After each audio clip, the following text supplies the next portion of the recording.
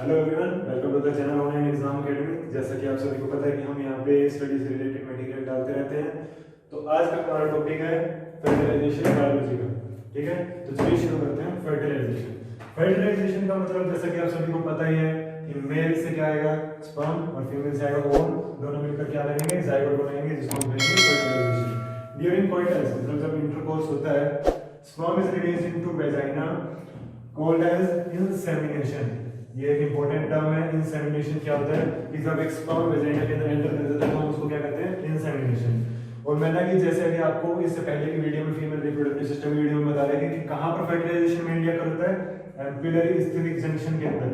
Ampullary isthmic junction मतलब एक fallopian tube की पार्ट है ampullary isthmic junction. Sperm is protected with zona pellucida and form the diploid zygote. Zona pellucida ovum की covering होती है। मैंने इस फीमेल रिप्रोडक्टिव सिस्टम में ओवम का पूरा डायग्राम भी अच्छे से एक्सप्लेन किया है। तो आप अगर आपने वो वीडियो अभी तक नहीं देखी तो इस वीडियो के डिस्क्रिप्शन में आपको उसका लिंक मिल जाएगा। तो स्पर्म ज़ोना पेरिसिटा की कवरिंग को जब हिट करेगा तो ज़ोना पेरिसिटा का काम क्या है कि उस ओवम की कवरिंग को पूरा हार्ड कर देना, ताकि कोई भी दूसरा स्पर्म आकर उसके साथ फर्टिलाइज ना हो पाए। सिर्फ एक लकी स्पर्म ही होगा जो ज़ोना पेरिसिटा के साथ आकर फर्टिलाइजेशन को कंप्लीट करेगा और क्या बनाएगा, एक डिप्लॉयड जाइगोट का फॉर्मेशन करेगा, जिसको हम कहेंगे फर्टिलाइजेशन। ठीक है, तो हम अगली टर्म में आते हैं, इसको हम कहते हैं इम्प्लांटेशन। अच्छा, जाइगोट तो बन गया स्पर्म और ओवम से। अब जाइगोट का आगे क्या होगा हम वो देखते हैं। Zygote divided by the mitotic division. By mitotic कुछ बच्चे लिख देते हैं कि मेयोसिस से होगा, आगे फर्दर डिवाइड करें, लेकिन नहीं, माइटोटिक डिवीजन होगा as pass through the isthmus. Isthmus क्या होता है? इस्थमस जो है फैलोपियन ट्यूब का सबसे लास्ट वाला पार्ट होता है जो यूट्रस में खुलता है, यूटेरिन कैविटी में खुलता है, उसको हम लोग बोलते हैं इस्थमस। तो जब माइटोटिक डिवीजन करके वो इस्थमस के आगे पास होगा तो हम उस कंडीशन को क्या कहेंगे, क्लीवेज। क्लीवेज कहेंगे। कितनी टर्म्स होगी, एक तो इंसेमिनेशन, दूसरी आ गई यहाँ पर क्लीवेज। ये जो टर्म्स है यहाँ पर बहुत सारी है, तो आपको टर्म्स को थोड़ा ध्यान रखना है। एज ए रिजल्ट ये जाइगोट जब माइटोटिक डिवीजन से डिवाइड करेगा तो कैसे कैसे डिवाइड करेगा, 2 4 8 16, 2 4 6 18। तो जब वो 2 4 और 8 की कंडीशन में होगा तो हम उसको क्या बोलेंगे यहाँ पर ब्लास्टोमियर। हम उसको क्या बोलेंगे ब्लास्टोमियर। और जब वो 8 और 16 की स्टेज में होगा तो हम उसको बोलेंगे मेरुला, मोरुला। ठीक है, तो इसमें कंफ्यूज नहीं होना है कि कब उसको ब्लास्टोमियर बोलना है, कब उसको मोरुला बोलना है। तो जब वो 2 4 और 8 की डिवीजन में होगा, यानी जो अर्ली स्टेजेस में होगा, तब हम उसको बोलेंगे ब्लास्टोमियर। और जब वो 8 और 16 मतलब लेटर स्टेजेस में होगा तब हम उसको बोलेंगे मोरुला। मोरुला क्या होता है, मलबरी शेप का होता है। मलबरी क्या होता है, शहतूत आपने देखा होगा, उस शेप का होता है morula. Daughter cells are produced zygote mitotic division से 2 4 6 18 डॉटर सेल्स को बनाएगा। जब वो 2 4 और 8 की डिवीजन में होगा उसको ब्लास्टोमियर और बाद में मोरुला बोलेंगे। Morula turns into the blastocyst. Morula आगे फर्दर किस में डिवाइड होगा, ब्लास्टोसिस्ट में, which enter in the uterus. Last isthmus में जब वो गया था हमने उसको क्या बोला, क्लीवेज। फिर आगे वो फर्दर उसने डॉटर सेल्स दिया जिसको हमने ब्लास्टोमियर और मोरुला बोला। मोरुला आगे क्या बनेगा, ब्लास्टोसिस्ट। और वो आगे यूट्रस में कौन जाएगा, पहले आपको ध्यान रखना, ब्लास्टोसिस्ट जाएगा, मोरुला नहीं जाएगा, ब्लास्टोसिस्ट जाएगा। ठीक है, तो अब आगे आते हैं इट्स इनर सेल मास। जो ब्लास्टोसिस्ट का जो अंदर का जो सेल मास होगा हम उसको क्या बोलेंगे, एम्ब्रियोब्लास्ट। और जो बाहर जो प्रेजेंट होगा हम उसको बोलेंगे ट्रोफोब्लास्ट। अंदर वाले को, अंदर वाला जो सेल मास है वो उसका मेनली काम करता है न्यूट्रिशन प्रोवाइड करना।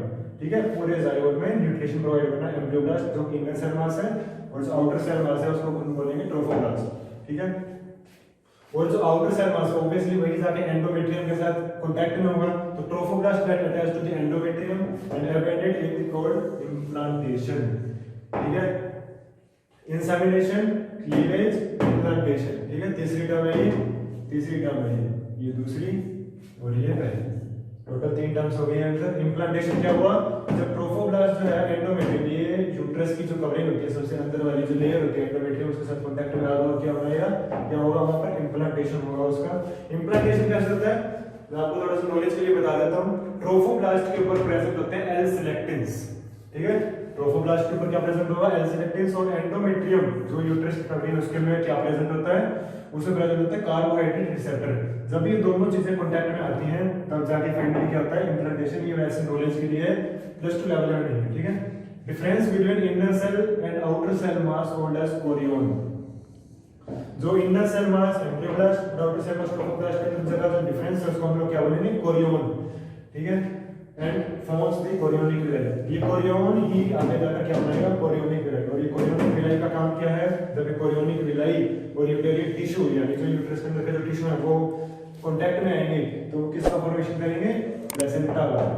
ठीक है, इंपॉर्टेंट स्ट्रक्चर आप सबको पता है। प्लेसेंटा का फॉर्मेशन कैसे होता है, जब इनर सेल मास और आउटर सेल मास में डिफरेंस हो जाता है तो उसको हम बोलते हैं कोरियोन। कोरियोन क्या बनाता है, कोरियोनिक विलाई। कोरियोनिक विलाई जब यूटेरियन टिश्यू के साथ कांटेक्ट में आता है तब वो जाकर किसका फॉर्मेशन करता है, प्लेसेंटा का। ठीक है, अब कुछ प्लेसेंटल हार्मोन्स होते हैं। प्लेसेंटल फंक्शंस तो पता ही है, न्यूट्रिशन का एक्सचेंज करना, ऑक्सीजन का कार्बन डाइऑक्साइड का एक्सचेंज करना। ठीक है, ये हो गए कुछ प्लेसेंटल फंक्शंस, आप सभी को पता ही है। कुछ हार्मोन्स की बात कर लेते हैं यहाँ पर। इसके HCG HCG क्या होता है, human chorionic gonadotropin. Human chorionic gonadotropin का काम क्या है, प्रोजेस्टेरोन को बढ़ाना।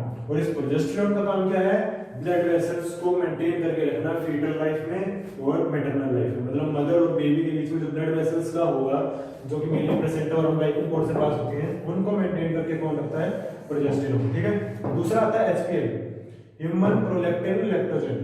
ठीक है, इसका मेनली काम क्या है, ये जो है मदर का फैट को कंज्यूम करके एज ए फ्यूल बेबी को प्रोवाइड करता है। आप सभी को पता होगा कि जो फैट से जो कीटोन बॉडीज बनती हैं वो एज ए फ्यूल हमारी बॉडी में यूज होती हैं।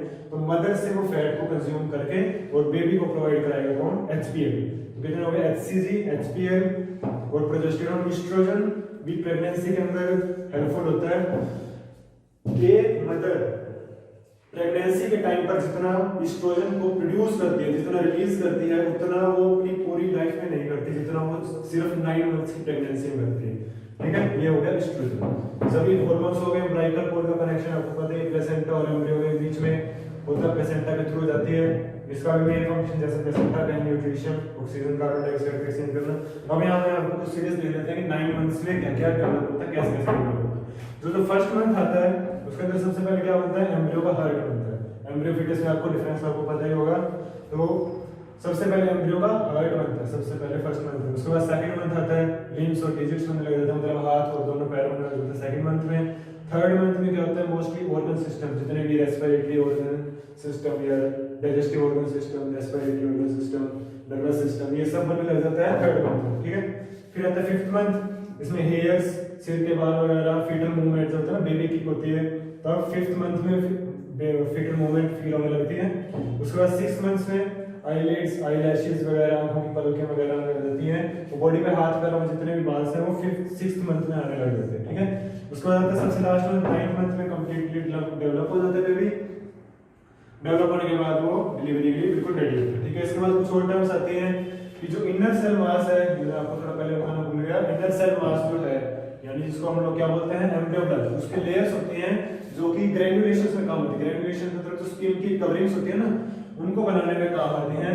उसकी 3 कवरिंग्स है, वो है एक्टोडर्म, एंडोडर्म और मेसोडर्म। ये इनर सेल मास जो एम्ब्रियोब्लास्ट है उसकी 3 कवरिंग्स हैं, एक्टोडर्म, एंडोडर्म एंड मेसोडर्म। इससे कुछ ऑर्गन्स भी बनते हैं, जो ऑर्गन्स की कवरिंग वगैरह हो गई या स्किन की जो कवरिंग्स हो गई वो सब इनसे होती है। इसका मेनली फंक्शन क्या है, ग्रेन्युलेशंस।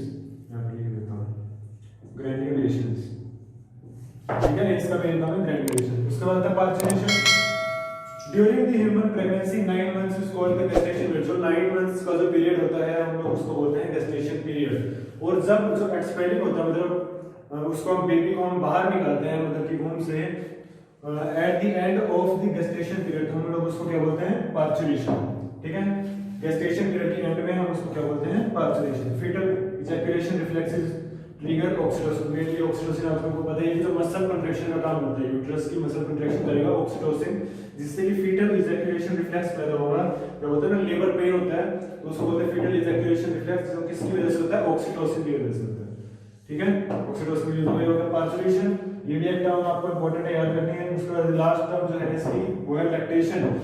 जब वो बेबी प्रोड्यूस हो गया तब मेमरी ग्लैंड्स क्या करेंगे, जो सबसे पहला मिल्क होता है ना डिलीवरी के बाद का सबसे पहला मिल्क होता है, हम लोग उसको क्या बोलते हैं, लैक्टेशन मिल्क। और उस मिल्क का नाम क्या होता है, कोलोस्ट्रम। एक येलोइश बहुत ही न्यूट्रिएंट्स से भरा हुआ जो मिल्क होता है, येलोइश कलर का होता है और उसमें बहुत सारे न्यूट्रिएंट्स होते हैं। मैंने कहता है ना कि बच्चे को माँ का दूध तो पिलाना ही चाहिए, तो हम उस मिल्क को क्या बोलते हैं, कोलोस्ट्रम। और उस प्रोसेस को क्या बोलते हैं, लैक्टेशन, जब फर्स्ट मिल्क निकलता है प्रेगनेंसी के बाद।